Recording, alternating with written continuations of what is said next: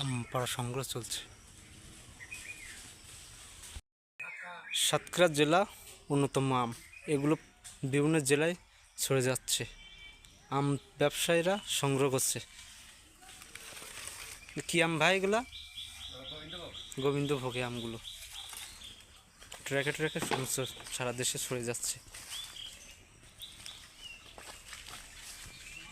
এই আমগুলো সরে যাচ্ছে দর্শক, অনেক সুন্দর আম। এগুলো বড় বড় আম, বড় বড় আম সারা জেলায় দিয়ে যাচ্ছে দর্শক। এবার কাছে তো ট্র্যাকে পর ট্র্যাকে করে আম ব্যবসায়ীরা অনেক আম সংগ্রহ করছে, পড়ে গাছের থেকে পড়ে সব ছড়িয়ে পড়ছে আম, আম সংগ্রহ করছে।